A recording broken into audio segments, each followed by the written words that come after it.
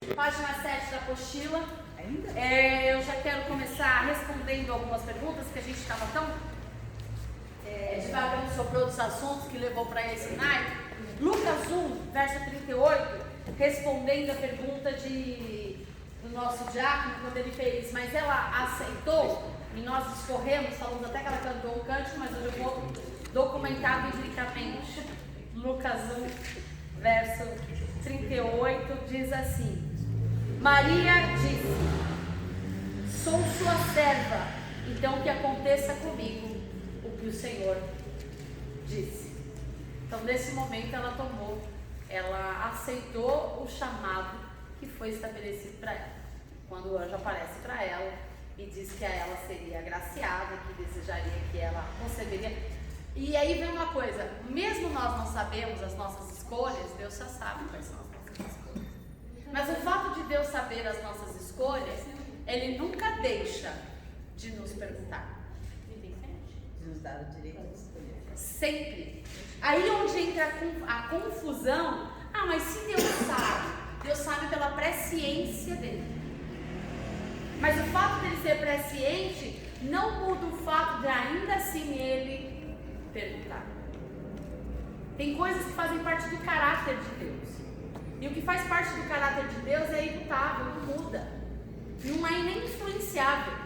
É o que é. Não há nada que possamos fazer que vai fazer com que ele vá mudar ou deixar de ser. Ele é o que ele é. Então, partindo desse princípio, é do caráter de Deus, quando ele estabeleceu o juízo e quando ele estabeleceu a terra, ele criou a terra para que nós desfrutássemos. Ele não nos criou e depois criou a terra. Primeiro ele criou o ambiente. Primeiro ele criou o lugar. Primeiro ele criou a provisão. Primeiro ele criou o suprimento. Primeiro ele deixou tudo pronto. Falou: agora vocês vão e cuidem de tudo que eu fiz. Então, por que não há redenção para os anjos e a redenção para nós? Porque quando Lúcifer caiu, uma parte do céu veio com ele. Por que esse povo não teve redenção e nós temos? E aí que está a grande chave da onde nós somos alcançados pelo amor de Deus.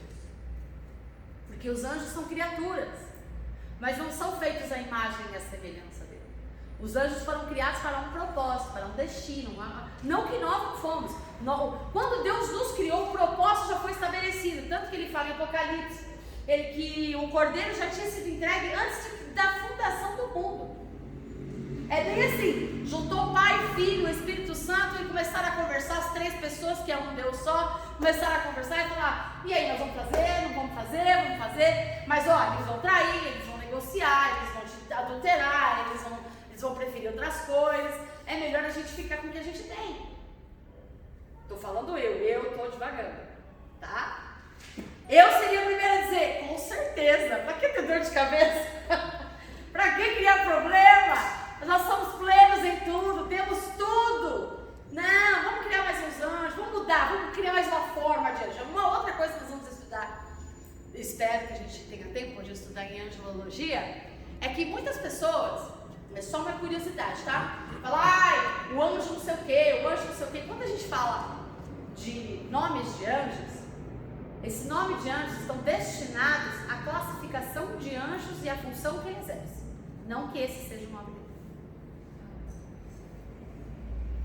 Por exemplo, anjo Gabriel. Gabriel não é o nome do anjo. Gabriel é a classificação aonde entra, por exemplo, ele é um anjo mensageiro.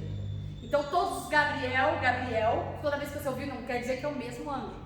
Gabriel faz menção ao anjo que faz uma função específica. Qual é?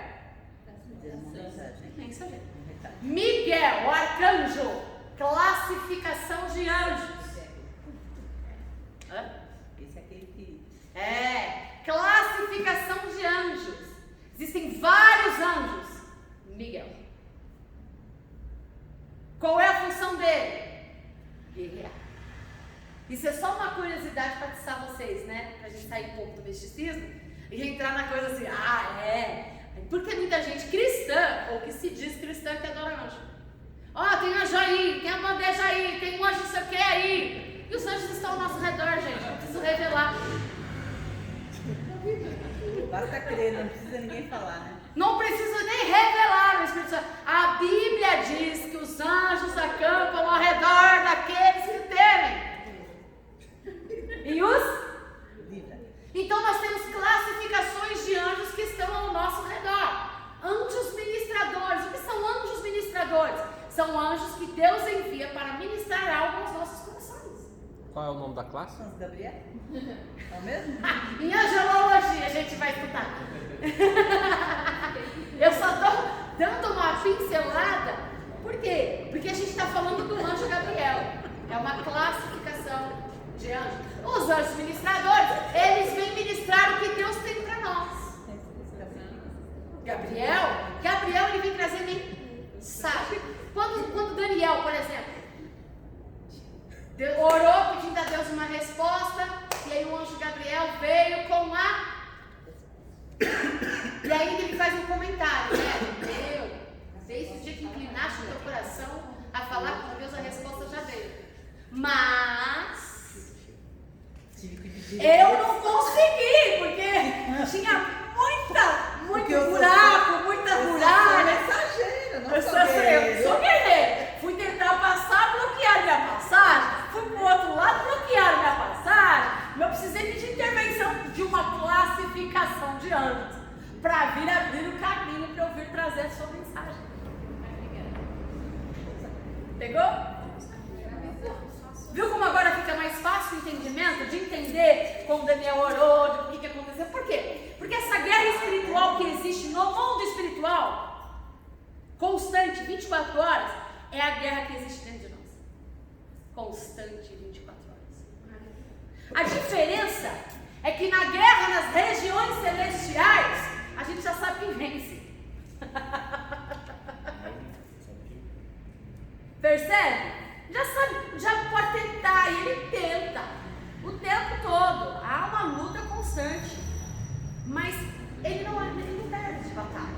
Ele é vencedor invisível. Pensa só, numa legião de anjos que entra numa batalha o cara já entra com cara de vencedor. Ele já sabe qual é o resultado. Como é que você entra numa partida quando você já sabe que você vai ganhar? Cara, você já entra com salto alto, tirando onda, não. É assim que eu imagino. Os caras entram, mas eles não entram subestimando o inimigo, porque eles sabem que o inimigo é astuto. Mas eles sabem quem é o Deus que os criou. Por quê? Porque eles assistem diante de Deus 24 horas. De eternidade em eternidade, esses seres estão com Ele. Percebe a diferença? E esse camarada, esses anjos, não tem o que nós temos. Porque a Bíblia diz que nós somos até maiores do que eles. Por quê? Eu não estou aqui e ele está lá. Mas o anjo está onde ele quer. Uma parede não bloqueia anjo, uma parede me bloqueia. Vou eu tentar fazer isso aqui. Passar dessa parede aqui. O teto, os limites do céu não bloqueia anjo, mas me bloqueia. Eu não tenho os poderes que o anjo tem. Mas a Bíblia diz que nós somos mais elevados do que ele. Por quê? É o anjo. É o anjo. Tem já a chamada do anjo. Essa classificação do anjo é telemarketing. Mudou já. Agora não é mais Gabriel, é WhatsApp. Quase que eu jogo na parede. Quase jogou na parede. Então, meu irmão, se vocês me verem, então, tem anjo aí do teu lado, meu irmão. Pode dar glória a Deus. Assim eu sei. Porque ele está mesmo. Porque a Bíblia diz que está. Não tive revelação nenhuma. Eu só constatei um fato da Bíblia. Tem um anjo com uma bandeja aí. Eu não sei se ele precisa carregar a bandeja.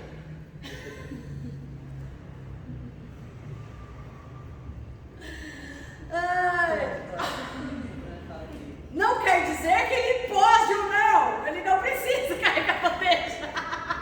Percebe, gente, a diferença? A gente fica apegado a tanta coisa pequena, sendo que o Deus que nós servimos é um Deus grande. A gente olha para o que Deus faz foi extraordinária. Falei que ela tem que ficar bem assim, acelerada, com a pressão alta quando ela for pregar. Ô, glória. Excelente. Porque assim, ela não tem medo de falar a verdade. A bicha fala mesmo. Eu amei. Ela falou, tá preocupado com o mover das águas, esqueceu que o dono da bênção tá ali do lado. Porque tá com os olhos focados na bênção, mas não tá com os olhos focados no abençoador. E isso é tudo que nós estamos falando, porque nós estamos muito mais preocupados com o mover do Espírito do que a pessoa do Espírito. Porque a gente acha que uma bênção, eu ouvi um testemunho hoje que eu achei extraordinário. Isso é testemunho. Porque nós vivemos numa geração que acha que testemunho, olha, o enfermo foi curado, olha, precisava de uma provisão e Deus interviu. Isso é testemunho? É. Mas isso faz parte do caráter de quem Deus é. Percebe? Um dos nomes de Deus qual é? Jeová Rafa. O Deus da cura. Ele é a cura. Jeová Jireh. Deus da... É um dos nomes dele. Quer ver por que eu falo que não precisa pedir justiça? Jeová de Siquenu. Sique. Senhor, nossa justiça. Jeová Rói. Bandeira.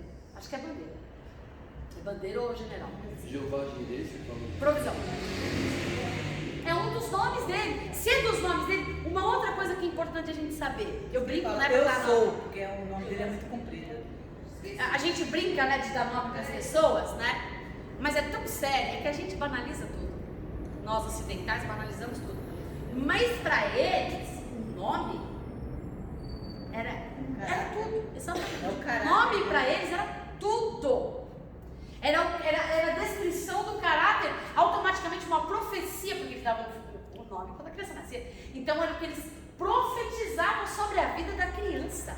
É muito sério dar nome às pessoas. Mas até hoje ainda, quando você é descendente, você tem direito à cidadania israelita, quando você se muda lá para Israel, você pode ter outro nome. Quando você dá entrada em toda a papelada lá, você consegue mudar. Consegue não, você já tem direito automático ao seu nome israelita. Exatamente. Por quê? Porque você carrega no teu nome um estigma. E esse estigma pode ser de bênção Ou de maldição. ou de maldição. Mas foram os meus pais que escolheram. Claro, por isso que maldição é quebrada quando você aceita Jesus Cristo como seu Senhor e Salvador. Mais uma. Toda maldição é quebrada quando você aceita Cristo como Senhor e Salvador da tua vida. Não existe mais maldição, porque Deus transforma a maldição em bênção. Ok? Então, é muito importante essa questão do nome. Que a gente, é engraçado, tudo que nós banalizamos é o que Deus dá mais importância. Então, quando a gente olha essa guerra, que foi bem providencial, que existe, que a gente fala, existe uma guerra no mundo espiritual, e pensa num povo crente que ama a batalha espiritual.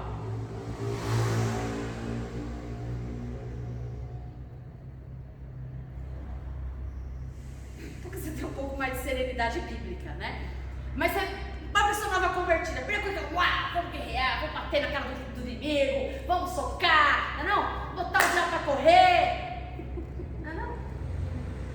Aí ou você superestima o diabo, Você se lasca. ou você subestima o diabo. Ou você acha que ele, uau, ele tem medinho dele. Fica com medo, acuado, não faz nada, vai orar, vai jejuar de medo, não pra guerrear. Ou você, isso é quem subestima, ou você subestima, ou você negligencia quem ele é, que não é bobo. Aliás, ele é muito mais prudente de nós tudo junto. Percebe? Então aí a gente entra nessas noias, coisas. Só que existe uma batalha muito mais importante até do que essa no mundo espiritual, que é que existe entre o fora e dentro, e que a gente está no meio, que é o Espírito e a palavra. A palavra vem e ela tenta encontrar o Espírito para que o Espírito nos convença. Aí vem nossa alma e diz, não vai não. O nosso espírito tenta pegar a palavra, trazer a revelação dela para nós. Aí vem nossa alma e fala, do jeito que eu tá bom. Pra que eu vou conhecer? Se eu conhecer, eu vou ter que crescer. Aí tem gente que... Vocês já ouviram? Eu amava esse desenho. A Terra do Nunca. Peter Pan. Pra que crescer? Vamos ser criança a vida toda. A Terra do Nunca. Nunca cresce, nunca fica triste, nunca passa fome, nunca passa necessidade. Só quando vem o pirata, né? Que eu não lembro o nome dele, faz muito tempo que eu não assisto. Capitão Gancho. Capitão Gancho. Os mais novos da aula. O Capitão Gancho. Era o único adversário que ele tinha e ele tirava onda com o Capitão Gancho. Era a diversão dele. Mas nunca crescia. Era uma eterna criança. E infelizmente nós vivemos numa geração onde a maioria dos crentes ou cristãos, porque tem gente boa, mas que está na terra do nunca. Não quer crescer. Porque quando com a massa você dá feijoada com o bebê, ele vai. O que acontece com essa geração da terra do nunca? Quando você dá um alimento sólido, rejeita. Quando come, vomita. Vira a cara, não quer. Por quê? Porque não quer crescer. E aí fica nessa, sempre pedindo, porque nós somos incapazes, gente, de mudarmos. E é isso que eu estou falando. A gente olha para uma cura, para um milagre, e diz, uau, isso daí é poder de Deus. Não é, deixa de ser, é poder de Deus. Mas você quer ver manifestação do poder de Deus? Uma vida transformada. O maior milagre é o nascer de novo. Jesus fala, né? Tem que se vangloriar de ter o seu nome escrito No livro da vida. Nisso sim. Isso é que é válido. Porque a gente acha, não, porque Deus fala que Ele é bom, gente. Porque a sua bondade dura para sempre. Deus é bom o tempo todo, Deus é bom. Agora, como que Ele nos transforma? Tudo Ele vem e bate. Lembra que a gente falou de graça? Que o Espírito Santo é o mover da graça de Deus em nós, que é uma da multiforme graça. Uma das multiformes graças de Deus é a ação do Espírito Santo em nós. E o que é isso na nossa conversão? O Espírito que nos conduz na verdade, em toda a verdade, ele vem para nos convencer do pecado, do juízo e da justiça, certo? Ele é a força motriz. O que é isso? Alguém sabe? Força motriz? Faz mover. Que impulsiona. Não existe outra força. É a força motriz, é a força base, ó, é a força que vem e te dá um empurrão. Essa é a força motriz, é ela que vai te impulsionar para que você faça o que você tem que fazer. O que ele quer dizer com isso? O Espírito Santo é a força motriz que faz você vencer o pecado. Por isso que ele é uma ação da graça. Eu posso mudar meu comportamento, mas eu não fui transformada. Porque a multiforme graça de Deus, que é a ação do Espírito Santo que vem e me impulsiona, foi barrada pela minha carne. Então, quando o Espírito Santo me impulsiona, minha carne, a ter um encontro com a palavra, o que aconteceu com Maria? Quando ela recebeu a palavra de Deus e o anjo veio e a cobriu, e o Espírito Santo veio e a cobriu. O que aconteceu quando a palavra e o Espírito Santo a encontrou? O que gerou nela? Jesus. Uma nova vida. E o que lembra daquele diálogo que a gente vai citar muito? O que eu tenho que fazer para ter a vida eterna? Necessário quiser nascer? Você precisa ter um encontro da palavra com o Espírito. Não tem outro jeito de nascer de novo. Percebe? Então, o Espírito Santo é uma força motriz. Ela vem e nos impulsiona a vencer o pecado. Então, a graça não é desculpa para pecar. A graça é a força do Espírito em mim que me faz vencer o pecado. E eu não, essa graça que me deixa viver o que eu quero. Não, filho, não é graça não. Pode ser gracinha, graça não é. Porque a graça de Deus, ela vai te convencer do pecado, do juízo e da justiça. Então, partindo desse princípio, aí eu falei que eu queria falar muito sobre a fenda na rocha, porque foi uma coisa que me marcou. Né? Porque a gente gosta muito de se mover no Espírito. Gente, eu sou pentecostal. Sei que é difícil de acreditar. Só não, né, sério? Quem caminha comigo sabe que eu sou do manto. Mas quem já andou muito no movimento pentecostal já teve muitas experiências. E nem delas muito boas. Eu diria que de 100, 10 vezes. 90% eu jogaria no lixo. Porque a gente quer se mover no mundo espiritual, mas a gente não quer deixar que o mundo espiritual se mova em nós. É por isso que diz que o Espírito virá sobre vós. E ele vem, olha só a ordem, em nós. Por nós. E através. E a gente está sempre no através. É através e por. Através e por. Através e por, mas em nós nada. E na verdade o ciclo é espírito, alma e corpo. E aí, quando a gente vê, toda vez que o encontro da palavra de Deus, que é vida, se encontra com o Espírito Santo, é coberto pelo Espírito Santo, ele gera e produz em nós uma nova vida, fruto. O que é uma nova vida? Quando o agricultor, quando João diz eu sou o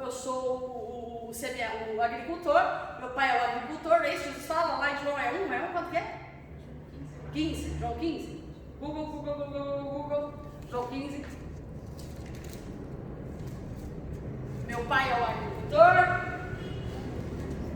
vós sois o ramo. João 15, 1. Esqueci a sequência, é por isso que eu falei, eu esqueci. Gente, eu tô cansada. Eu sou a videira verdadeira e meu pai é o agricultor. Todo ramo que estando em mim, Isso. fruto ele corta. É isso. Que dá fruto ele corta. Eu sou a videira verdadeira e meu pai é o agricultor. Ele está fazendo menção do quê? Do que o povo conhecia. Agricultura. Semente, fruto. Semente gera broto, do broto vem o fruto. É o broto que gera a semente? É a semente que gera o broto. O broto gera o quê? O fruto. O fruto vira semente? Cadê os agricultores aqui? Se o fruto for bom, por que ele fala para que vós deem muitos frutos? Para quê? Para virar semente. Percebe o ciclo? Semente, broto, fruto. Não é fruto, broto, semente. Semente, broto, fruto. Quem é o agricultor? Quem que cuida da terra? Deus. Ele é o agricultor. Jesus é o quê? Videira. Ele é a raiz. E nós, como ramos enxertados nele, só damos frutos se estamos aonde? Enxertados nele, certo? Ele é, o que gera em nós? Jesus, palavra. Espírito Santo gera em nós uma nova, o fruto. Então, estão acompanhando? Tá. Beleza. Não é só eu que estou cansada, não. Isso aqui, quando eu faço, é que eu estou exausta. Aí dá preguiça até de balançar a cabeça.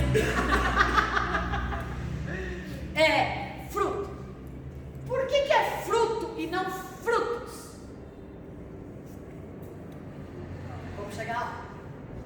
Pensa só. Então, Maria, o exemplo, ok. E aí vem a questão do Espírito, ok. Cobrir a água e tal. E aí também até aquela pergunta que a gente fez semana que vem, por que o Espírito só vem depois que Jesus... Porque está escrito na Bíblia. Que o Espírito só virá... Tá cansada mesmo? Você fez a pergunta semana que vem? Vai responder semana passada? Semana passada eu tô exausta. Eu tô exausta. Foi um dia muito cansativo. O bom é que vocês entenderam tudo. Vocês entenderam tudo. Semana passada, essa pergunta, essa semana eu vou responder. Pegadinha. Não era não, porque agora tem um perdido. Mas pode ser isso, pegadinha. Pra ver se tá prestando atenção. Pegadinha. Está escrito na Bíblia que o Espírito só viria depois que Cristo fosse glorificado. Eu não sei o que vocês estão falando aí não, mas tudo bem, eu estou ouvindo, eu sou surdo. É que eu tava falando, tá escrito na Bíblia. Está escrito na Bíblia aí, é só ler. Mas eu vou explicar o que está escrito na Bíblia. Ainda bem que é na Bíblia. Ainda bem. É fácil de achar, né? Desculpa aí, eu vou explicar. É cansaço, gente. Eu vou explicar o que está escrito na Bíblia. Está escrito na Bíblia que o Jesus saberia, que o Espírito Santo só viria depois que Cristo fosse glorificado. Ok? Da onde Deus já vem dizendo isso? Quando o povo estava no deserto, ok? Desertão, morrendo de sede. Quais são um dos símbolos das figuras do Espírito Santo? 1:12. Água. Ok. O que é que Moisés tinha que bater, ferir, para que saísse água para que o povo pudesse beber? Rocha, ou a pedra angular, que é uma rocha. Quem é a pedra que muita gente equivocadamente achava que Pedro, quando Deus falou com Jesus falou com Pedro, achou que estava se referindo a ele como a pedra angular, né? Tanto que os católicos apostólicos romanos falam erroneamente, equivocadamente, que Pedro é o pai da igreja. E não é. Jesus não estava referindo-se a Pedro. Jesus está falando dele mesmo, a pedra angular. Ele é a rocha, ele é a pedra. E por que ele fala, vocês até no original grego, quando fala de Pedro, você é uma lasquinha da rocha. Quem esteve na conferência sabe o que eu estou falando. Que é lá que eu preguei sobre isso. A lasquinha da rocha. Deus nos chamou para ser pequenos Cristos. Sermos como Ele. Por isso. Então, quando ele estava batendo em nós, tanto é que quando Moisés se irou, está cansado, esgotado, feriu a rocha. Para que a água saísse, para que o povo saciasse a sede no deserto, o que Moisés tinha que fazer? Tocar. Ferir a rocha. Não com ira, não com ódio. Ele tinha que ferir a rocha. Eu acho que seria mais tocar, que nem a pastora Sandra falou, porque ferir uma pedra é difícil. Expressão de linguagem. É uma expressão de linguagem. Por que é uma expressão de linguagem? É igual o texto de quando Jesus fala para Abraão levar o filho dele lá para ser sacrificado. Aquilo é o quê? É uma representação, uma simbologia. O que Deus estava fazendo com o povo de Israel? Vocês são terra seca. Quer ver? Em Levítico tem um texto, eu não lembro onde está escrito, depois vocês procuram. Está na Bíblia. Já está mais E já fácil. estou dando o livro. Já Já deu o livro. está no livro. Quer ver? Na apostila tem. Levítico 23, na apostila tem. Já melhorou. Fala que nas festas, no final das festas, o que o sacerdote fazia? O sacerdote pegava a terra, ele fazia como se fosse um círculo em volta, né, da onde ele estabelecia como altar. Ele pegava, ele saía, pegava um cântaro, saía, ia até o tanque de Siloé. Enchia o cântaro, o povo todo seguindo ele, como se fosse a romaria, uma procissão. Pegava essa água, voltava, isso está em Levítico 23. Voltava, e ele pegava essa água e jogava na terra. Fazendo representação do quê? A mesma coisa do deserto. O que foi, meu irmão? A mesma coisa do deserto. Para uma terra sedenta, qual que é a única coisa que sacia a sede de uma terra sedenta? Água. Para uma terra seca, que a terra seca produza fruto. Está vendo as associações? Falando sobre isso, a gente vai chegar até. Então, da terra seca, e aí vem, ok, vem água. Estava fazendo menção e apontando para quê? Para que o Espírito Santo, que é a água, para que ela viesse, o que teria que acontecer? A pedra, a rocha, tinha que ser ferida na cruz, no caso de Jesus. E aí vem uma outra coisa que eu acho extraordinária, porque que desde o profeta Isaías fala que ele não, nenhum de seus ossos se quebraria, e aí era natural, era normal que o romano ele quebrasse as pernas daqueles que fossem pendurados na cruz. Por que não quebraram as pernas de Jesus? E primeiro porque o profeta tinha dito que nenhum de seus ossos seria quebrado, e a palavra de Deus não fala. Para que enfiar uma espada no lado de Jesus? Olha como o arquiteto do universo pensa em tudo, cara. O que saiu de Jesus quando enfiaram uma espada ali? No lado dele?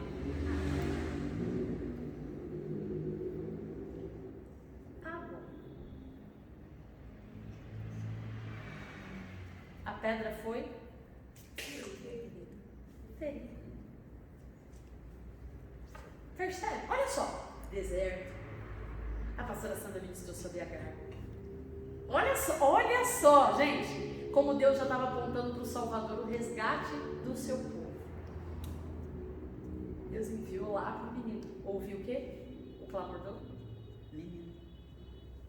Quando ele foi libertar Israel, levanta Moisés, ouviu quem? Ouviu o clamor de quem? Olha como Deus é maravilhoso. Em todos os tempos da história, Deus vem expressando o amor dele para a humanidade. Quando Moisés, esgotado do povo, natural, normal, fala, quero ver tua face. Isso está em Gênesis. Deixa eu ver, tá? Gênesis 6 não. Está em algum lugar de Gênesis. Em algum livro. Um livro de Gênesis. A pastora hoje está melhor. Está na Bíblia. Não é Gênesis, é Êxodo. É Êxodo. Êxodo 33. Eu acho que às vezes vai cansar, gente. Mas o importante é que vocês vão entender. Depois vocês leem, eu vou falar para a gente até. Êxodo 33. Quando Deus fala para Moisés, há um lugar, essa parte realmente mexeu comigo. Eu estava lendo sobre isso ontem. Há um lugar bem junto comigo. O quê? Bem junto comigo. Vamos ler? Vamos ler. Êxodo 33. No livro de Shemote.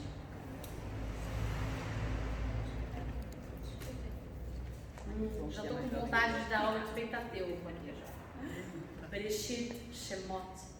Já estou com vontade de dar aula de Pentateuco. Você está procurando a Bíblia?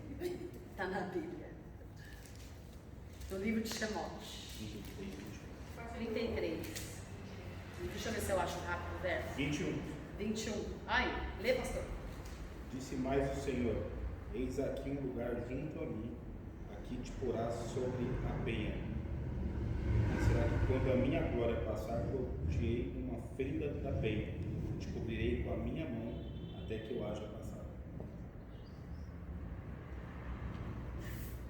Rocha. Penha é rocha.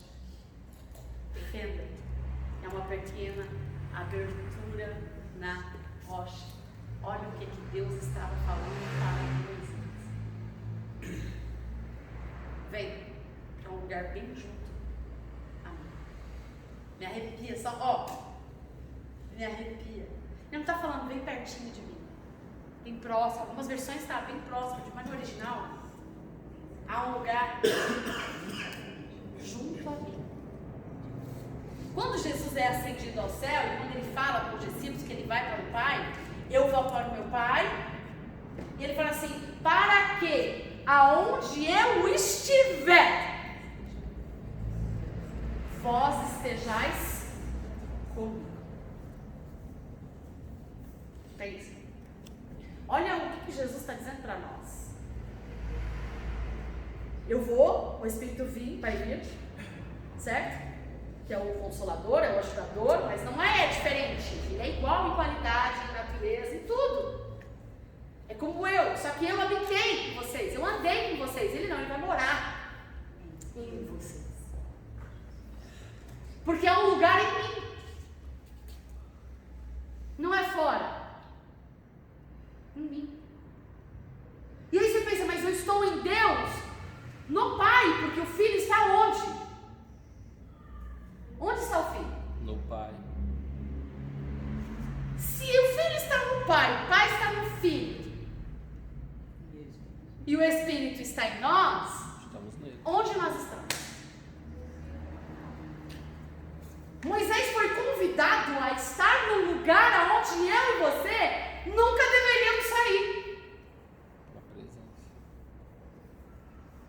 Enquanto Moisés queria morrer, porque ele sabia que se visse a glória de Deus ele ia morrer, ele só foi, como uma missionária disse, ele só foi polido, educado. Não foi igual ao escrachado de Elias, não. Ah, tira minha vida. Não, esse daí foi mais educado. Quero ver tua face. Porque ele sabia que se visse a face de Deus. Ele estava esgotado, não aguentava mal o povo. Nem eu, não sei como ele aguentou. Deus sabe quem levanta. Ele foi mais polido por isso, ele era exemplo de pastor. Ele não aguentava. Aí Deus teve compaixão dele. Vem cá, mas ainda não é hora ainda não, você ainda tem que preparar alguém. Então fica de boa, fica tranquilo. Mas vem cá, vem pra perto. Ele falou, há um lugar, não leva ninguém, não leva cavalo, não tinha cavalo, né? Cavalo era para o exército. Tinha cavalo, mas o cavalo era usado para o exército. Não vem de mula, não vem de jumento, não traz animal, não traz nada. Sou eu e... É pessoal. É pessoal. Só existe uma maneira de você ver a minha glória. Se houver uma fenda na rocha.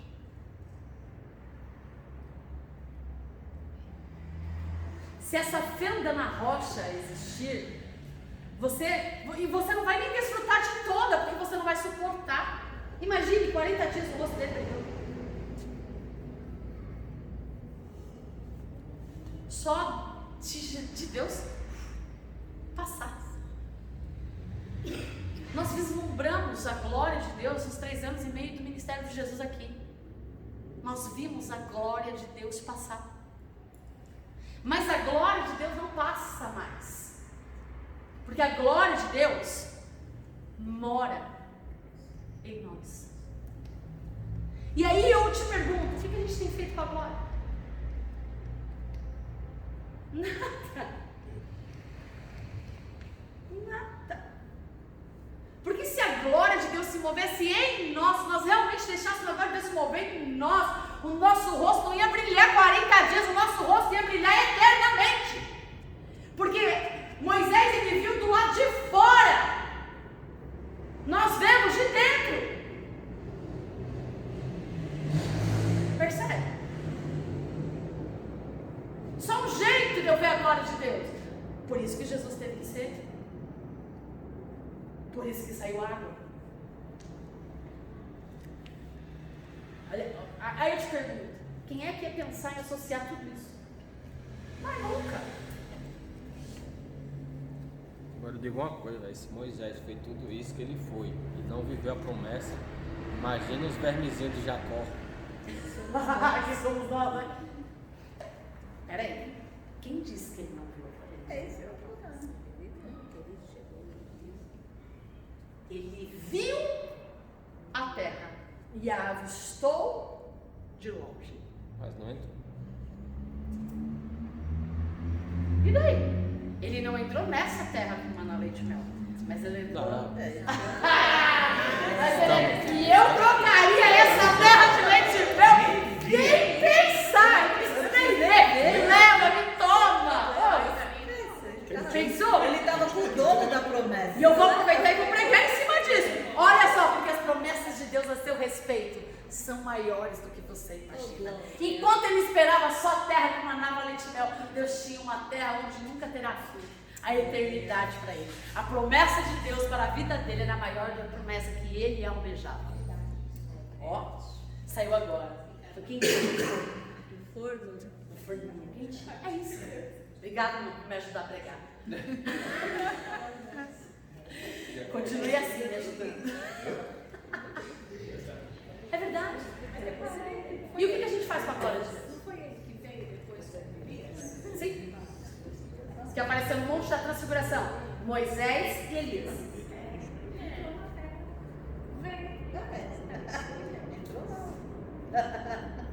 Ele foi visitar a terra. Num corpo glorificado.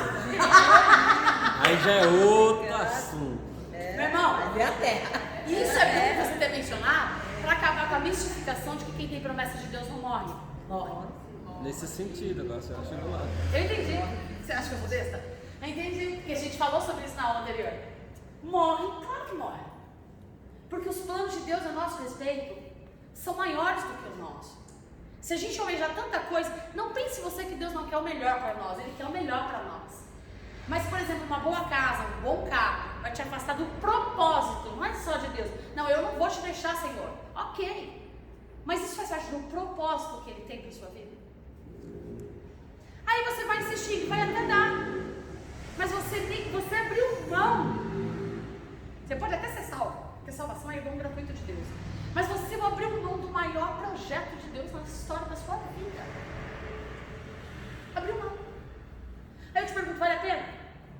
Trocar a eternidade, fazer parte dos anais. Eu creio que nós somos a última geração.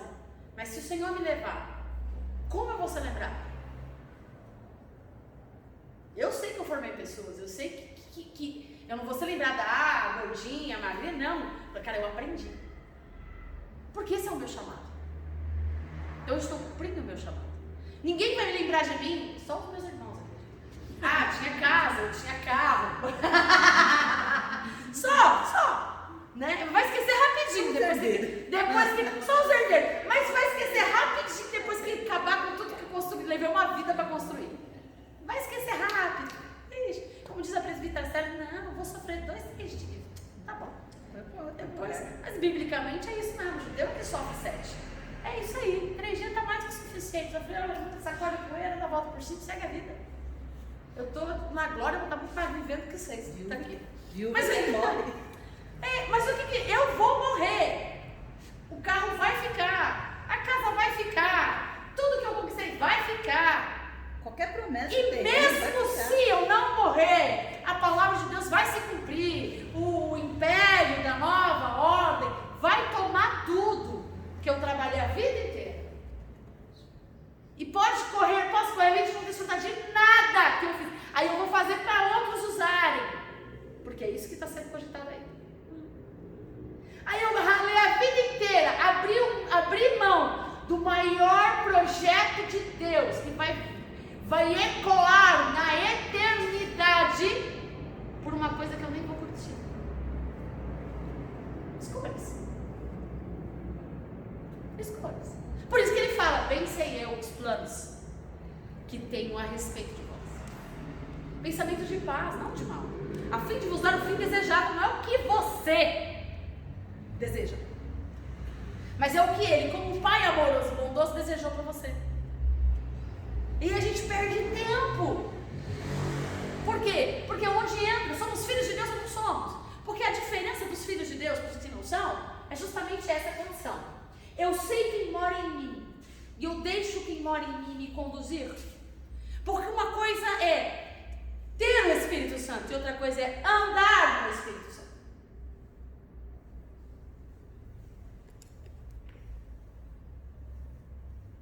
Como eu ando no Espírito? Como eu ando no Espírito? Vamos lá para a palavra de Deus? Marcos.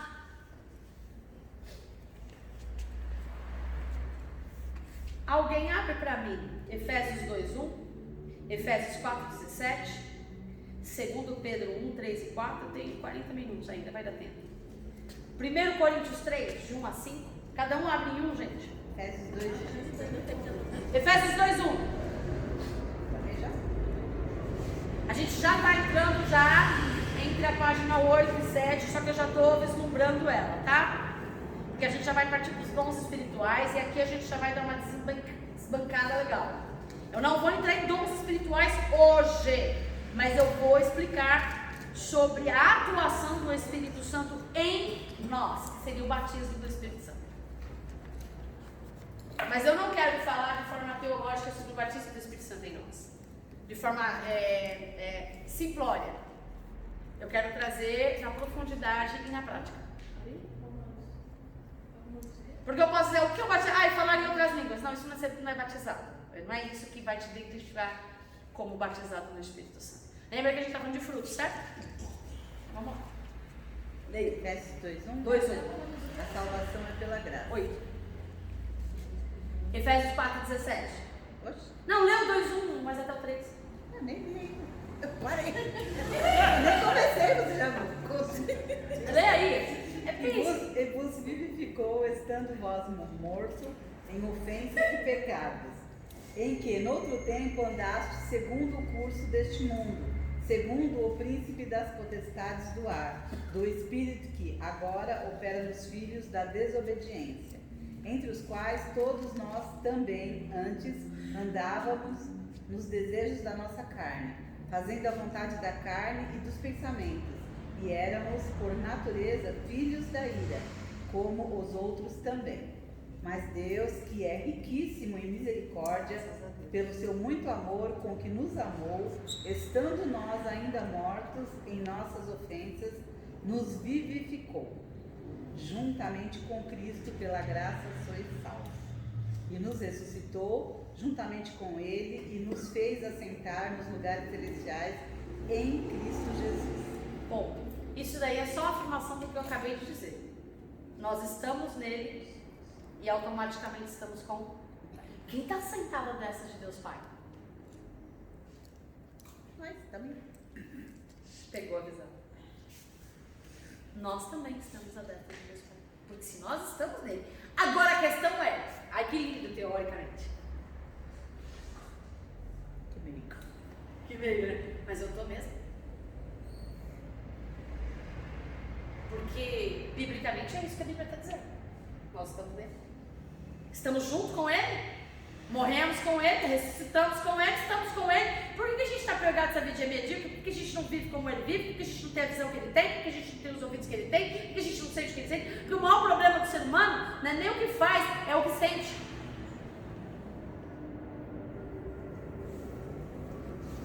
Porque pela graça sois salvos. E a graça é a ação do quê? Pela graça sois salvos, por meio da fé. É a E continuação do o que é graça? É o Espírito que nos convence, senão a gente não consegue. Então o favor de Deus é nos dar o Espírito que nos convence do pecado. Pela fé, gente. Por que pela fé? Eu vejo. Não tem nada a ver com sentir. Ser espiritual não tem a ver com sentir. Sentir, arrepiar. Isso é uma expressão da alma. Toca uma música triste no dia que você está triste. Tem aí uma expressão de um ditado popular que a maioria das pessoas que morrem de acidente de carro estavam ouvindo na rádio sertanejo. É espírito suicida. Olha o preconceito, olha o preconceito. É só uma piadinha, gente. É sofrência pura. É só... Reza a lenda. Não, vamos retificar. É só piadinha de roqueiro. Sertanejo universitário, né? Porque o sertanejo. Não, sertanejo raiz não. Bonito, eu gosto. Sertanejo Raiz eu universitário. Aí eu concordo. Sertanejo raiz eu gosto. Sofrência, vai estar ouvindo. Agora esse sertanejo é só sofrer, porque eu fui traído, porque eu fui não sei o quê, porque eu Se eu bebi, não fui traída, porque eu não sei o quê, porque eu tô apaixonado por outra. É só essa palhaçada. Mas enfim. Mas não. Vamos continuar pela Vamos graça. continuar. A gente só pode dizer pra estar aliviado, né?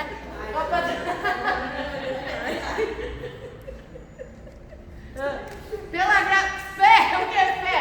Não tem nada a ver. Ai, eu sinto que Deus está nesse lugar. Meu querido, não importa se você sente ou não, Deus está nesse lugar, porque Ele disse que na unidade dos santos Ele se manifesta. Aí você vai dizer, agora veja só, Deus habita em qualquer ambiente? Não. Ah, que não. Tem dia que a gente vem pro culto e Deus nem aparece. E E olha que a casa é dele. E olha que todo mundo fica convidando. Aí ele fala, não, E olha que a casa é dele. eu não tenho parte com isso não. Eu vou sair daqui. Fica com o local. Porque a diferença entre ambiente profético é exatamente isso. O ambiente profético só existe quando ele está. Senão não existe ambiente. Ambiente não é local. Ambiente é o que nós, como igreja, criamos.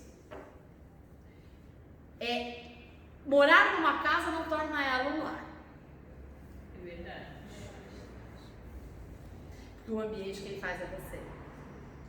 Você pode estar numa mansão e não ter um lar. Você pode estar no quarto que você e ter um lar maravilhoso. Verdade. Tem gente que está debaixo da ponte e tem um ar. E tem um lar. Percebe? Porque Deus não habita em lugares. Ele habita em ambiente. Que ambiente nós, como casa dele, temos gerado para ele? Qualquer louvor agrada a Deus? Não. Até nisso a gente pega. Tá ruim pra nós. Mas sempre teve, meu irmão. Todos pecaram e destituídos foram da glória de Deus. Mas aí vem a graça e dizer, sabe o que é bom? É que a bondade, a misericórdia te seguirão todos os dias da sua vida. Todos os dias. Todos os dias a bondade e a misericórdia te alcança. Todos os dias. É por isso que a gente alcança alguma coisa. Por que eu recebo uma bênção? Porque eu sou bom? Porque eu fiz alguma coisa? Não, porque a bondade te alcançou. Até porque não vem das obras para que ninguém se glorie nelas. Eu estou no mesmo texto aí. Efésios 4,17, rapidinho, vamos lá, para eu chegar ao meu tempo. Pode ler, o que achou?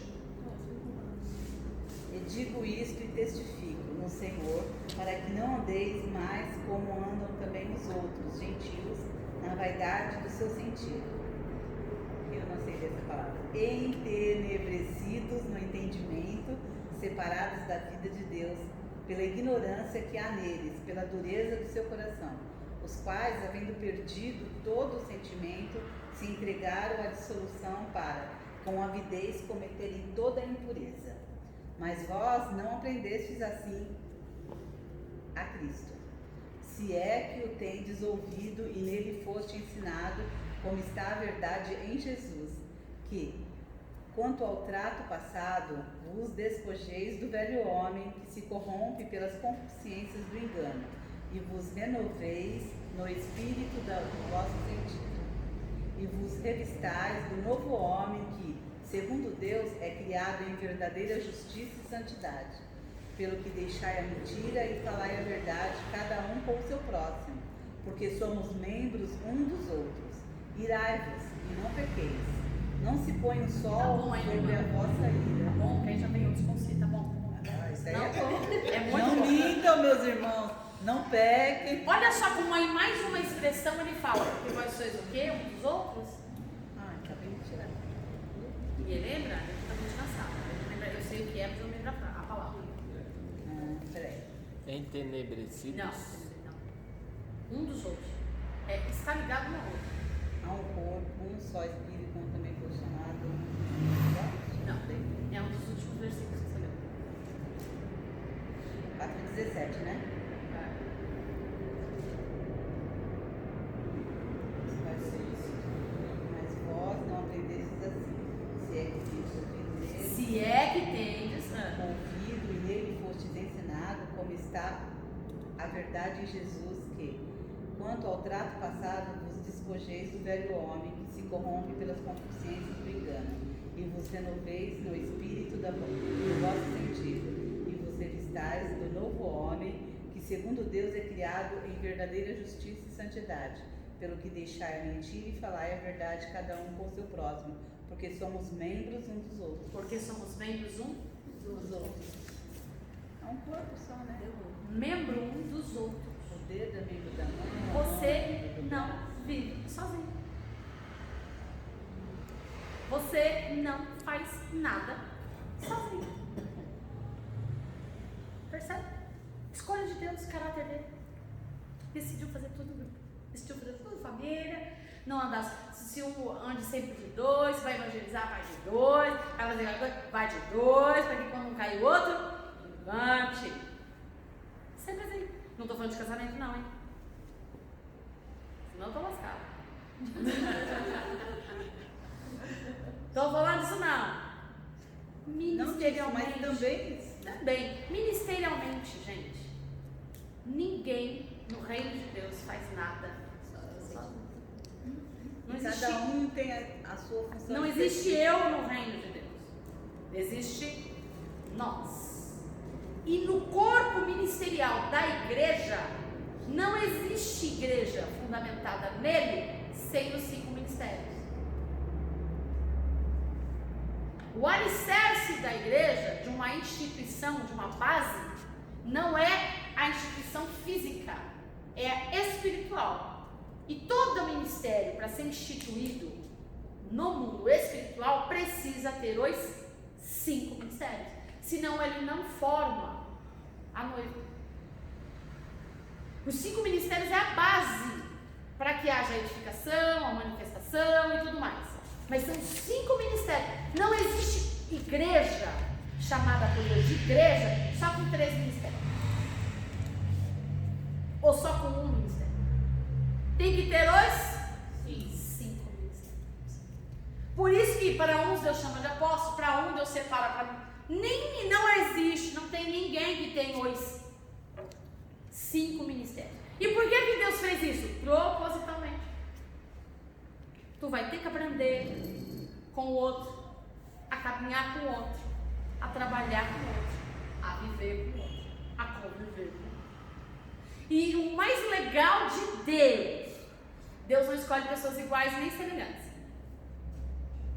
Porque para exercer o ministério profético, não pode ter sequer o mesmo temperamento de quem exerce o ministério apostólico.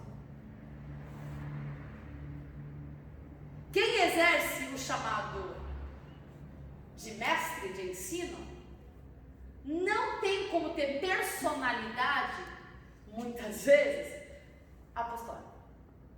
Porque quem é o missionário? É o que sai, é o que vai, é o que planta. E o mestre? É o que forma, é o que gera, é o que ensina, é o que educa, é o que faz crescer, é o que mostra o caminho. Como é que eu vou fazer isso se eu saio? Então Deus, por que ele chama para um para apóstolos, outro para pastores, outro para... Por quê? É para aprender mesmo, para aprender. Você quer ter uma vida consolidada? Aprenda a caminhar os 5. Senão vai sempre faltar, vai ser sempre um ministério rachado. Nunca vai crescer. Se cada um entender qual é o teu chamado, e se cada um parar de querer usar o chamado do outro, viver o que acha que foi chamado para viver, se cada um saber qual é o seu chamado, para que foi chamado, para ser como Cristo. Se você tem dúvida, olha aí, você que está na internet, não sabe qual é o seu chamado, te digo, seu chamado é ser como Cristo. Bom, se você for se preocupar em ser como Cristo, Deus vai te direcionar, porque o Espírito vai te conduzir. E aí você vai ser levantado. E à medida que você vai ser levantado, não adianta. Para que haja um fruto, precisa ter a palavra e a cobertura do Espírito Santo. Para que gere uma nova vida. E aí essa vida que é o fruto, porque não é frutoso, é um frutor. Não existe alguém, eu tenho o fruto do amor, eu tenho o fruto da alegria, eu tenho o fruto da mansidão, me falta... Domínio próprio. Domínio próprio, todo mundo tem esse problema, né? Que falta todo mundo. Não existe, porque é um fruto. Se você é conduzido pelo Espírito Santo, se você realmente é guiado pelo Espírito Santo, você não tem como fugir do que ele é em caráter. Ele é isso. Então, à medida que ele vai guiando, ele vai tomando conta da minha vida, ele vai gerando em mim amor, mansidão, temperança, domínio próprio. Não existe uma coisa sem outra. Ai, mas eu vou usar a expressão. Eu tava na fila do amor. Não tava. Nem da paciência, nem da alegria. Eu não sei que fila que eu tava, meu irmão. Eu não consegui identificar. Eu não sei que fila que eu tava. Eu tava lá, eu só estava, mas não sei que fila que eu tava. Eu acho que sim, essa fila tá muito comprida, eu vou na outra. Não, essa aqui tá muito comprida, também não vou nessa não. Ah, essa aqui também não vou não. Eu não sei que fila que eu tava. Como todo mundo percebeu, ela fugiu da fila da paciência. Com certeza, essa daí eu fugi mesmo. Eu nem achei. Essa daí eu nem achei. Aí, ó. Então o que acontece? Se eu estou enxertado na videira, não tem como outro tipo de fruto sair dela. Não vai sair ira. Não vai sair discórdia. Não vai sair divisão. Não vai sair desamor. Não vai sair ódio. Não vai sair tristeza. Estou falando todos os que são contra o fruto do Espírito. Não vai sair da nossa carne, sabe? E como sai? Ah, Jesus. O fruto começa como? Semente, grão, fruto. Semente, ninguém, aceitei Jesus, hoje eu sou uma nova criatura. Não, filho, é um processo. Calma, bom seria se fosse. E eu vou te dar uma notícia. O velho homem morre? Não, filho, não morre. Ele fica adormecido. Bom seria se ele morresse afogado nas águas Ele da acorda, chuva. né? Tem até um ditado que fala assim, mas ele sabia nadar. Ele foi afogado, mas ele sabia nadar e ele voltou. Não tem como. Não morre, gente. Porque a gente não nasceu e pecou. Nós nascemos pecadores. É a nossa natureza. O que tem que morrer é a natureza, né? É a natureza. Natureza humana. Cara, é uma coisa assim que é bem assim conflitante, né? Porque a gente aprendeu a vida inteira que a gente tem que sentir paz no coração para fazer as coisas, né? Mas se o coração do homem é enganoso, e Deus vai sempre, o Espírito milita contra a nossa carne o tempo inteiro. Se existe, comecei a aula assim, uma guerra no mundo espiritual, Paulo diz, e nós vamos ler, e a gente vai partir daí, porque é daí que a gente vai para os dons, daí que a gente vai estudar os frutos, o fruto do Espírito. É uma guerra constante da nossa carne com o Espírito que mora no nosso Espírito. É uma guerra o tempo todo, o tempo todo, o tempo todo, o tempo todo. E Paulo diz isso, é uma guerra, é uma guerra travada, não tem descanso. Porque o nosso Espírito que intercede por nós com gemidos inexprimíveis, o Espírito que intercede por nós com gemidos inexprimíveis, quer fazer com que sejamos como quem? Como Cristo. Mas a nossa carne, que tem uma natureza, qual é essa natureza? Do pecado. Ela nunca vai escolher o que Deus quer. Matar a carne. Nunca você vai ter. Se tem paz na sua carne, se preocupe. Porque é a tua carne. E a carne milita contra o. Agora, aquilo que te inquietar, a probabilidade de ser de Deus é muito grande. Porque vai contra o que você quer. Menos o pecado, gente, tá? Hã? Aquilo que te inquietar. Inquieta. Ah, não, meu irmão, oxe, gerou essa possibilidade de dúvida? Não, porque às vezes... Que pecado, se fosse bom, ninguém ia pecar, meu filho. Tá, mas tem muita gente que fica ali, né, inquieta antes de Se pecar, fosse mas bom. mesmo assim vai lá e peca. Então, Aí vem com a desculpa, é minha natureza. Não. Se você está em Vem com a Cristo. desculpa assim, a carne é nova fraca. criatura. Aí acha que o pecado é vitamina. Aí, nessa guerra travada 24 horas, vence quem? Quem é mais forte. Essa carne. Quem que você tem alimentado mais?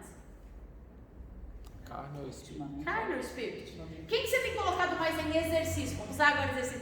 O que você tem exercitado mais? A carne? Não, nem a carne. Só para comer, levantar gás. Ou o espírito? A fé ou o pecado? Coração.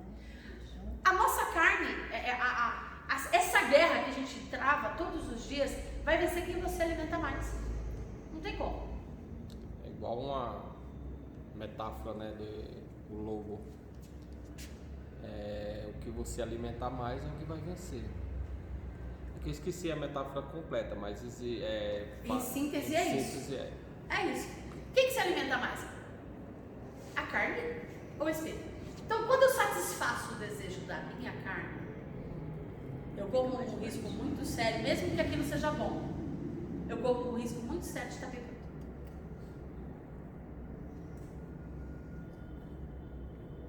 Porque é isso que Paulo diz. Mesmo não sou que eu que literalmente não seja pecado, mas nem tudo lhe é lícito, mas nem tudo lhe. Mas é uma boa ação. Aí eu vou usar, agora não está na Bíblia, ditado popular. De boa intenção e charme está cheio.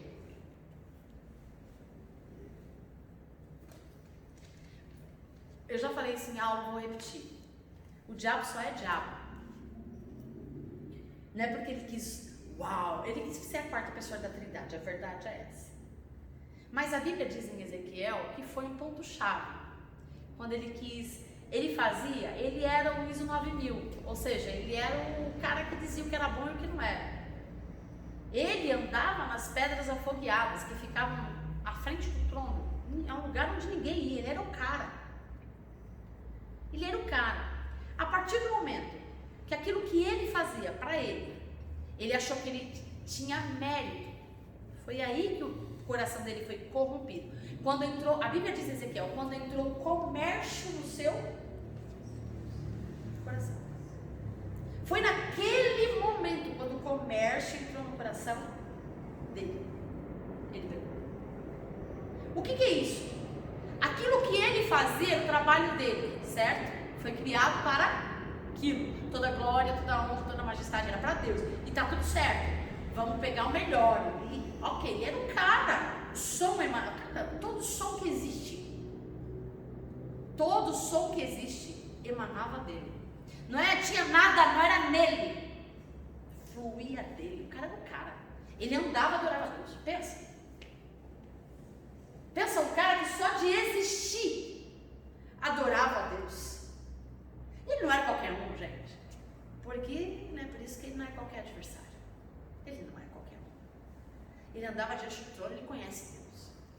Não como nós conhecemos. Olha só. Essa também saiu agora. Ele não teve o privilégio de conhecer a Deus como eu e você temos o privilégio de conhecer.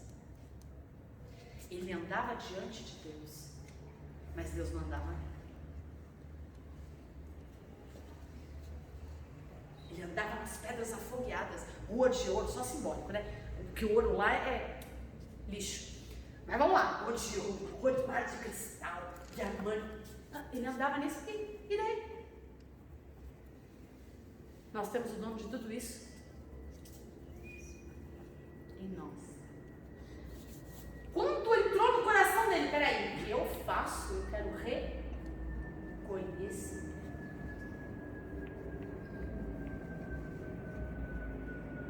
No dia que ele usou o que fazia para ter mérito, foi o dia que ele pegou. É por isso que eu falo, e às vezes as pessoas acham que eu sou muito radical. Toda vez que eu faço alguma coisa esperando receber alguma coisa. Todas as vezes que eu não faço, gente, quem me conhece sabe, eu não faço apologia a nomes e pessoas. Eu faço da igreja, porque a igreja não me representa. Ela representa o reino. Então eu não faço. Por quê? O coração do homem. Lúcifer era o cara e foi corrompido. Quanto mais eu e você. Quando ele achou que o que ele fazia era muito bom e merecia recompensa, comércio. Ele pegou. Quando nós achamos que o que fazemos é muito, ou merece gratificação, ou merece recompensa, Paulo já fala, você já ganhou glória aqui, você não precisa de lá, filhão. Fica por aqui mesmo. Ele não queria ser mais do que Deus, ele queria ser reconhecido. Viu como é sério e como o diabo tem usado isso nessa geração? O que mais tem nessa geração que a gente não encontra na minha geração. Na minha geração, quando eu era, não tinha isso. Mas o que a gente mais encontra nessa geração é: eu quero meu nome nos 4 cantos da terra. Eu quero reconhecimento. Eu quero 2.000 seguidores. Eu quero não sei quem, mais não sei o que. Eu quero mais não sei quem, não sei o que. Estou falando bobagem? Fim dos tempos. E a gente fala: não, mas eu estou pregando o reino. Que reino você está pregando? Você pode até estar se movendo no espírito, você pode até estar pregando o reino, mas você está apontando para ele? Tem uma canção que fala, né? Que eu não. Como é que é? Ela tem até uma coisa errada na letra dela, não é bíblica, mas tem uma parte que é muito linda que fala sobre. Não precisa ser reconhecido por ninguém. Só o fato de cantar isso é porque ele quer ser reconhecido. Mas não estou aqui para fazer crítica à música, mas tem uma parte dessa música que é muito linda. Assim como os serafins cobrem o rosto. Já expliquei por que eles têm 3 asas, porque que uma cobre o rosto que só as outras balançam em adoração a Deus. Tem uma função específica. Nós fomos criados para isso. Nós fomos criados para fazer, para quê? Eu caminho, eu glorifico.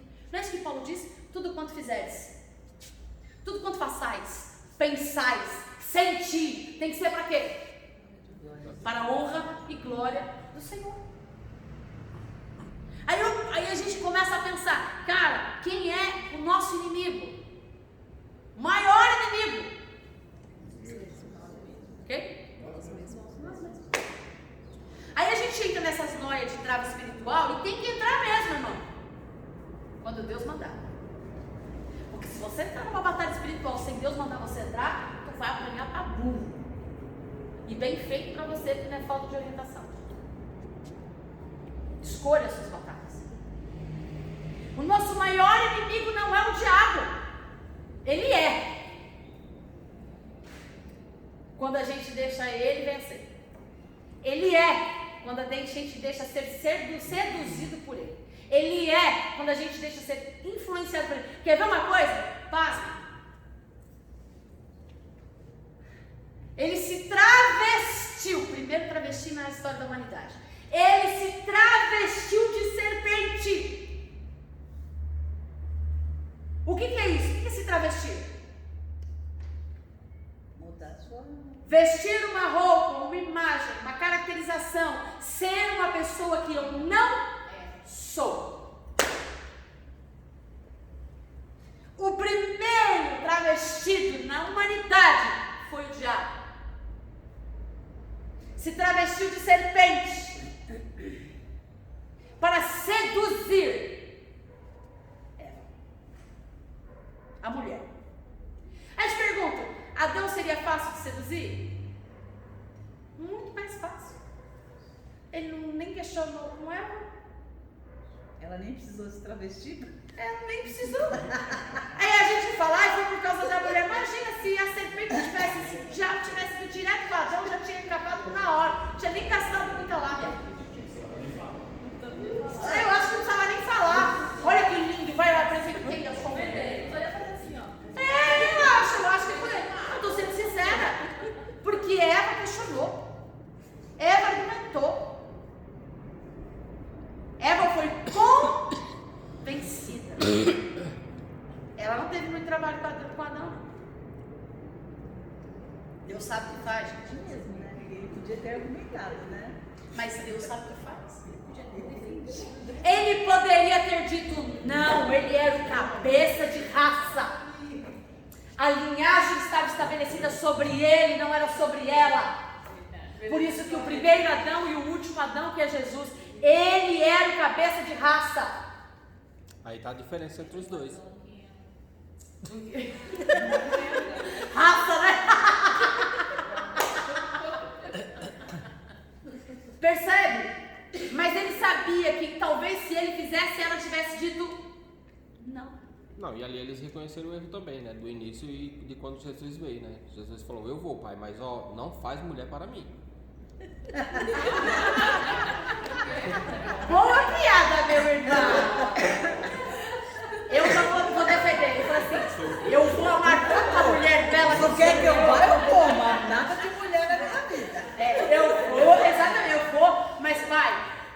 vou ser inocente e sem pecado em tudo. Vai que eu ganho uma mulher, aí eu vou amá-la mais do que o Senhor, então é melhor não enviar.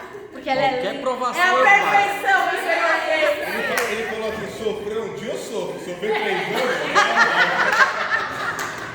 Contra essa não tem argumento.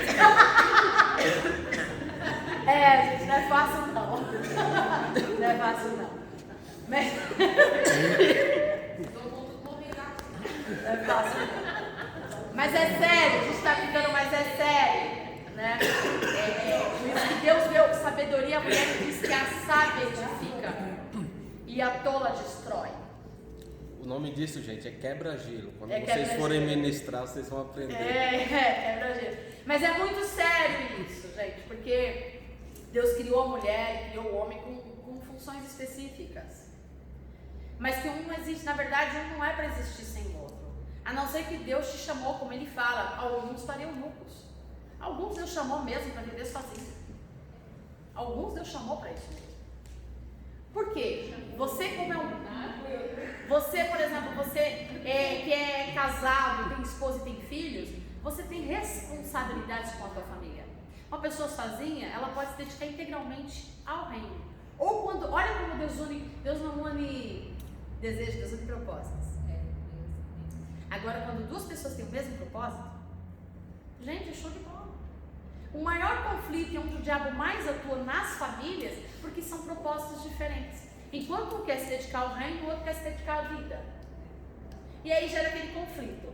E não cresce. Por que não cresce? Porque são um, com pensamentos distintos. E aí sempre um vai vencer. O que for mais alimentado vai vencer. E aí o outro vai ficar frustrado.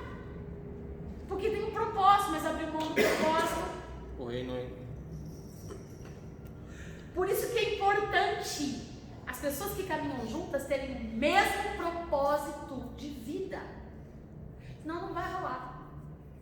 Vocês vão ser frustrados, vocês vão ficar tristes, vai ter decepção. Se já é difícil uma vida a dois, imagine uma vida a dois com propósitos diferentes.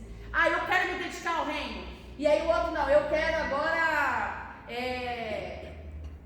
investir em riqueza. E não tem problema nisso. Só que não vai dar, porque é uma carne só.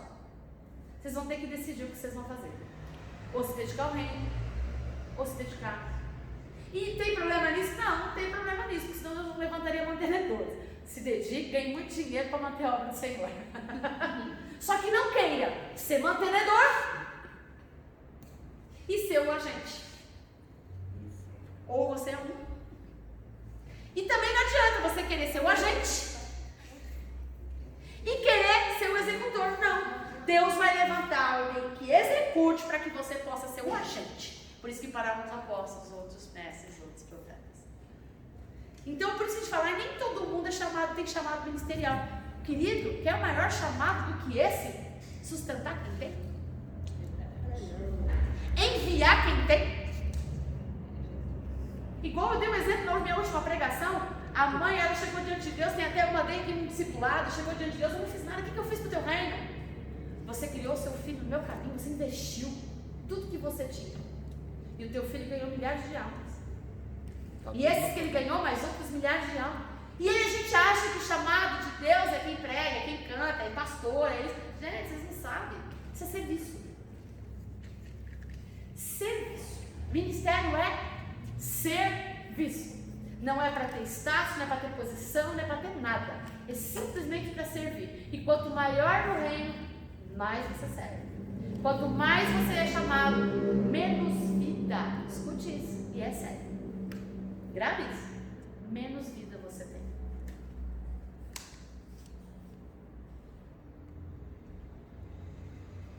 Menos vida você tem. Sabe por quê? Não vive mais você. Cristo vive em você. Você não vive mais para os seus projetos. Você vive para o dele. Percebe? Que é uma decisão séria. E você tem que ter muita clareza do que você está dizendo. Senhor, eu quero viver. Eu tomei essa decisão. Viver o teu reino. E está abrindo mão de tudo, cara. Conforto, glamour, posição, status. Simplesmente para quê? Servir.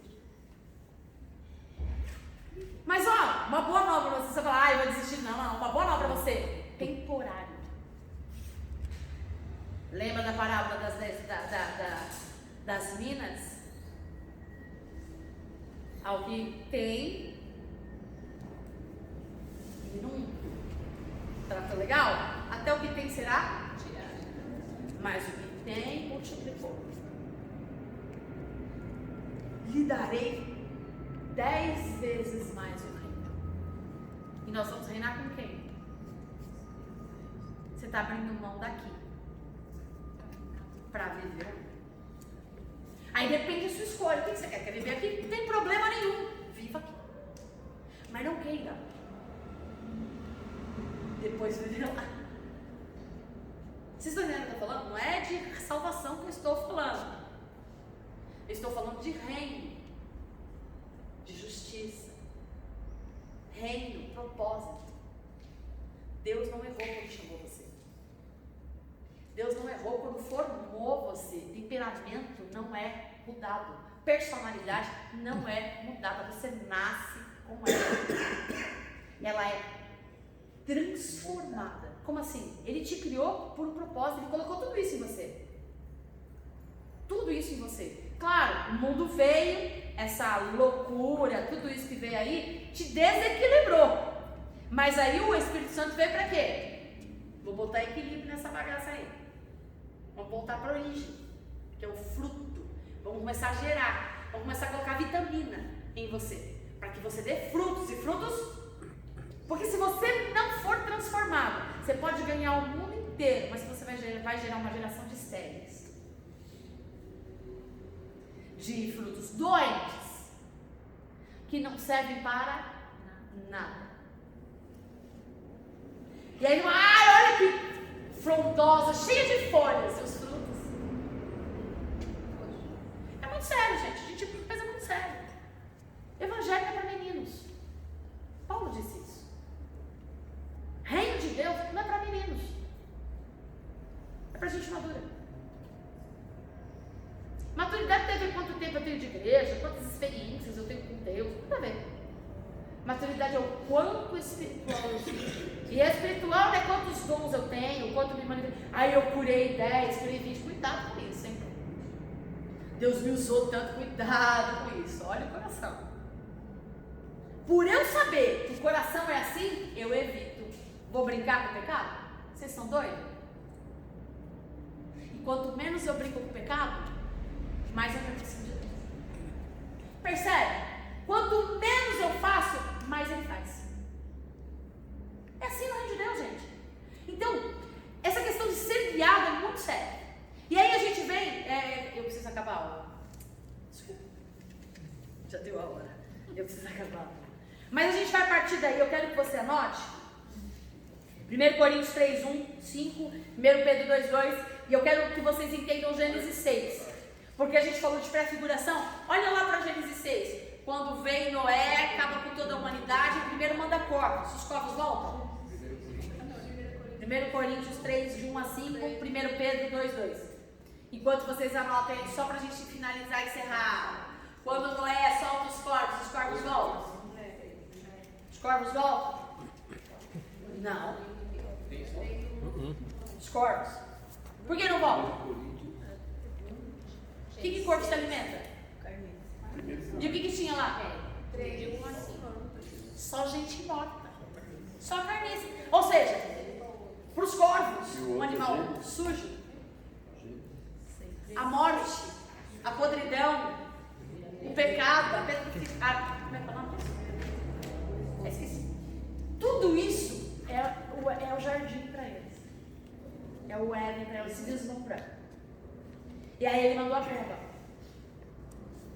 Pomba foi, voltou porque não tinha lugar. Porque enquanto para o corvo os mortos eram um ambiente de jardim, a pomba, considerada um animal puro, até de sacrifício na Bíblia, não era ambiente para ela. O mundo não é ambiente para a pomba. Uma das figuras do Espírito Santo. O mundo não é ambiente para pomba. O mundo só é ambiente para corvos. Corvos se deliciam com o que o mundo dá. Pomba não. pomba volta para a arca. Não tem nada. Segunda vez, depois de 7, 8 dias, vai. Não tem nada. Ela volta. Com uma folha de oliveira no bico. Certo? E aí, à tarde, que não era outra pomba, era a mesma pomba. A mesma pomba. Na terceira vez, ela vai. E ela não come. Por quê? Espírito Santo. Velho Testamento, vinha. Não tinha ambiente para ficar. Voltava. Jesus, fruto, videira, veio.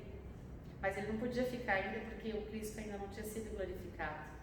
Trouxe na pomba, trouxe no bico. Bico. Foi na patinha não, foi bico. Palavra. E vai estar com a gente até o findar do dia, porque foi no final do dia que ele soltou a pomba de novo e ela não voltou. Está chegando o findar do dia, em que nós vamos nos encontrar com o Pai. E o dia que a igreja for tomada do Espírito Santo, vai e não volta mais. Nós estamos no findar do dia. Jesus está voltando. E somente os filhos se encontraram com o Pai. Obrigada, gente, até a próxima.